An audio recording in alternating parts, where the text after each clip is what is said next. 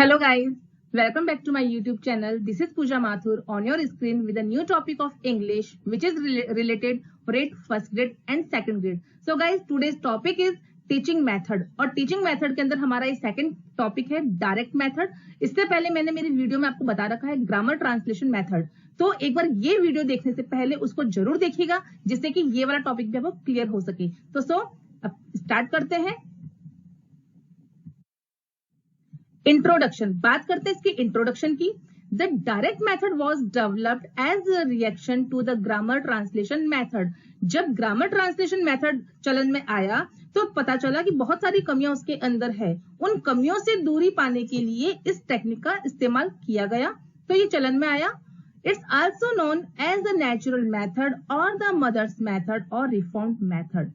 इस मेथड के 3 नए नाम हैं और ये एग्जाम में आपको पूछ भी सकते हैं कि डायरेक्ट मेथड के और नए नाम क्या है। तो आपको पता होना चाहिए कि इसको नेचुरल मेथड भी कहा जाता है क्योंकि इसको नेचुरल तरीके से पढ़ाया जाता है, जिस तरीके से मदर टंग को पढ़ाया जाता है या सिखाया जाता है। सेकंड है मदर्स मेथड और तीसरा है रिफॉर्म्ड मेथड। अब इसको रिफॉर्म्ड मेथड क्यों कहते हैं? क्योंकि जो मैंने बताया था आपको पहला ग्रामर ट्रांसलेशन मेथड, उसकी कमियों को दूर करने के लिए ही इस टेक्निक को इस्तेमाल किया गया, इसलिए इसका नाम रिफॉर्म्ड यानी कि सुधार, इसमें सुधार किया गया, इसलिए इसका नाम रिफॉर्म्ड मेथड रखा गया।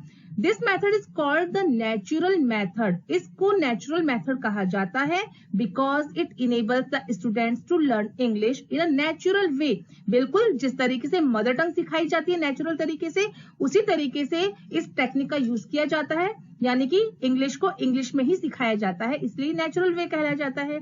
This method was originated in France in 1901 and from Germany came its principle. अब आपको पूछा जा सकता है कि मेथड कहाँ ओरिजिनेट हुआ, तो आपको पता होना चाहिए कि फ्रांस में ये मेथड ओरिजिनेटेड हुआ है इन 1901 और जर्मनी में इसके प्रिंसिपल्स बने थे।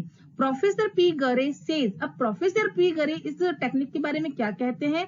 वे कहते हैं कि direct method is a principle. उनका मानना है कि डायरेक्ट मेथड एक प्रिंसिपल है, एक सिद्धांत है, नॉट अ टीचिंग मेथड। ये कोई टीचिंग मेथड नहीं है क्योंकि लैंग्वेज को लैंग्वेज की भाषा में ही सिखाया जाना चाहिए, ऐसा प्रोफेसर पी गरे का मानना था। It demands a direct bond. अब ये जो टेक्निक है ये क्या डिमांड करती है? ये डिमांड करती है एक डायरेक्ट बॉन्ड, सीधा सीधा संबंध बिटवीन वर्ड एंड थिंग, शब्दों और चीजों के बीच में सीधा सीधा संबंध, between sentence and idea. Sentence और सेंटेंस क्या एक्सप्रेस कर रहा है, उस आइडियाज के बीच में डायरेक्ट बॉन्ड होना चाहिए। कहने का मतलब ये हुआ कि अगर बच्चों को सिखाया जाए बॉल को बॉल कहना ही बच्चों को कैसे सिखाया जाएगा, तो बच्चे के सामने बॉल को रखा जाएगा और बोला जाएगा इट्स अ बॉल। उसको ये नहीं बोला जाएगा कि ये गेंद है, मदर टंग का इस्तेमाल बिल्कुल नहीं करवाया जाएगा। डायरेक्ट मेथड यानी कि इस बच्चे के सामने बॉल रखी जाएगी और बोला जाएगा इट्स अ बॉल, जिससे बच्चा आसानी से समझ जाएगा oh it's a ball. Okay, तो अब हम बात करते हैं इसके कैरेक्टरिस्टिक्स की। इसकी विशेषताएं क्या है इस मेथड की? The unit of teaching is sentence not word. जो हमने ग्रामर ट्रांसलेशन मेथड किया था तो उसमें मैंने आपको बताया था कि इसकी यूनिट वर्ड होती है क्योंकि सेंटेंस की हर एक वर्ड को मदर टंग में ट्रांसलेट करवाया जाता था, लेकिन यहाँ पर ऐसा नहीं है। यहाँ पर यूनिट वर्ड नहीं होकर के सेंटेंस है। सेंटेंस को, उसके जो एक्सप्रेशंस को, उसकी बात को, उसके थॉट को इंग्लिश में ही डायरेक्ट समझाया जाता है। जैसे मैंने आपको एग्जाम्पल बताया था बॉल का, जो ये ऑडियो विजुअल एड है इनका इस्तेमाल करके बच्चे को समझाया जाता है। This method enables the learner to express his thought and feelings directly by means of English without the intervention of mother tongue. ये टेक्निक किस पर काम करती है? इस टेक्निक का मेन काम है कि मदर टंग को तो इस्तेमाल करना ही नहीं होता है, बल्कि the method enables the learner to express. जो लर्नर होता है, जो स्टूडेंट होता है, उसके अंदर कैपेसिटी डेवलप हो जाती है एक्सप्रेस हिज थॉट्स, जिससे वो अपने थॉट्स को एक्सप्रेस कर सकता है उसी लैंग्वेज में, टारगेट लैंग्वेज में जो कि इंग्लिश है, and feelings directly by means of English, यानी कि इंग्लिश के अंदर वो अपने थॉट्स को डायरेक्टली एक्सप्रेस कर सकता है, फील कर सकता है, बता सकता है। नेक्स्ट है the students learn to speak by creating an atmosphere. सबसे बड़ी बात, जब स्टूडेंट को इंग्लिश सिखाई जाती है, जब वो बिगनर होता है या वो आगे बढ़ चुका होता है, एक लेवल क्रॉस कर चुका होता है, तो जो क्लास होती है, क्लास का एटमॉस्फेयर डेवलप करवाया जाता है टारगेट लैंग्वेज के लिए। ओरल वर्क इज एम्फेसाइज, सबसे जरूरी है, सबसे खास इसका जो फीचर है वो ये है कि इसमें जो लैंग्वेज है उसका ओरल वर्क के थ्रू ही इस लैंग्वेज को सिखाया जाता है। यानी कि बच्चों को बोला जाता है कि use English, think in English, speak in English and don't use your mother tongue. उनको रेस्ट्रिक्ट कर दिया जाता है। वोकेबलरी इज सेलेक्टेड, और इस टेक्निक में क्या होता है कि जो वोकेबलरी पार्ट होता है वो बहुत सिलेक्टेड हो जाता है and a limited number of words were use. इस टेक्निक के अंदर जो वर्ड्स है वो कम से कम शब्दों का इस्तेमाल होता है। And repetition is essential. जब हम बच्चे को कोई टॉपिक समझाते हैं और बिना मदर टंग का इस्तेमाल करें तो जरूरी हो जाता है उस टॉपिक को बच्चों को समझ में आए, इसके लिए बार बार एक चीज को रिपीट करवाया जाता है टीचर के थ्रू। अब हम बात करते हैं मेरिट्स ऑफ द मेथड की। In this method English is taught in the same way in which the mother tongue is taught. ये जो तरीका है ये इंग्लिश को उसी वे से पढ़ाने की बात करता है जिस वे से हम मदर टंग को पढ़ाते हैं। The language is taught through conversation in context. Language is taught through conversation, बातचीत के थ्रू इस लैंग्वेज को सिखा दिया जाता है। इसको थोड़ा सा हम डिटेल में समझते हैं कि जब बच्चा पैदा होता है तो उसको किसी भी लैंग्वेज की नॉलेज नहीं होती है, तो जिस परिवार में जो मदर टंग का इस्तेमाल करवाया जाता है बच्चा उसको बहुत इजीली सीख जाता है, सुन करके और बोल करके। तो सेम वे इसमें भी रहता है कि इसमें लैंग्वेज को बोल करके या बातचीत के थ्रू सिखाया जाता है। The learner gets the ability to understand directly, और इस तरीके से जो लर्नर होता है वो डायरेक्ट समझने लग जाता है चीजों को, उसमें जो कैपेसिटी है वो डेवलप हो जाती है। व्हाट ही हियर्स और रीड्स इन इंग्लिश, इंग्लिश के अंदर वो जो भी सुनता है, जो पढ़ता है, वो डायरेक्ट उसको समझना शुरू कर देता है। Direct method lays stress on oral work which helps in improvement of fluency of speech and vocabulary.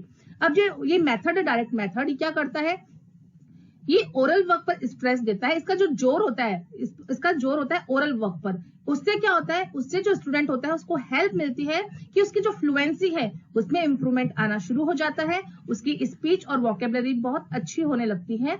A foreign atmosphere provides in the classrooms as students spend almost all their time in speaking and hearing English.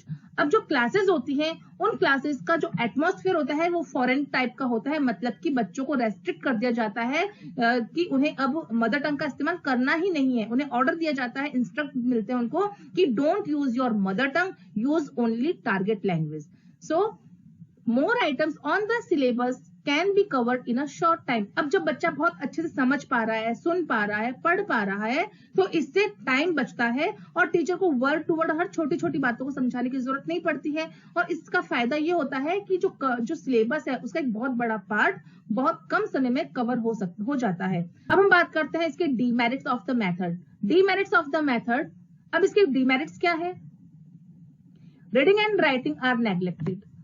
जैसा मैंने आपको बताया कि बार बार इसमें oral work पर जोर दिया जाता है, तो ओरल वर्क पर जोर देने की वजह से कहीं ना कहीं लर्नर की रीडिंग और राइटिंग कमजोर पड़ जाती है।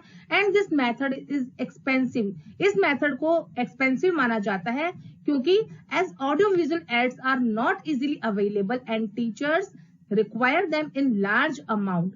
सबसे बड़ी बात, जैसे मैंने आपको एग्जांपल बताया था बॉल का, चलो बॉल बहुत कॉमन चीज है, आपने प्रोवाइड करवा दी, लेकिन जरूरी नहीं है कि हर टॉपिक इतना बड़ा हो सकता है और हर पूरे टॉपिक को समझाने के लिए ऑडियो विजुअल एड्स आपके पास अवेलेबल हो या नहीं हो।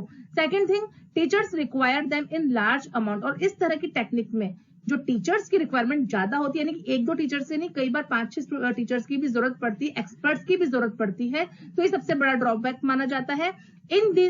In the disuse of mother टंग, जहां मदर टंग का बिल्कुल भी इस्तेमाल नहीं करवाया जाता, it makes difficult to explain the meaning of English word and sentence. जब मदर टंग का इस्तेमाल बिल्कुल भी नहीं करवाया जाता तो सबसे बड़ी दिक्कत ये हो सकती है कि जो मीनिंग है इंग्लिश का वो बच्चों को समझने में थोड़ी दिक्कत आ सकती है।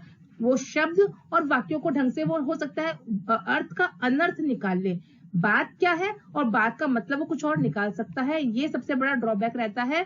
This teaching is productive only with small classes.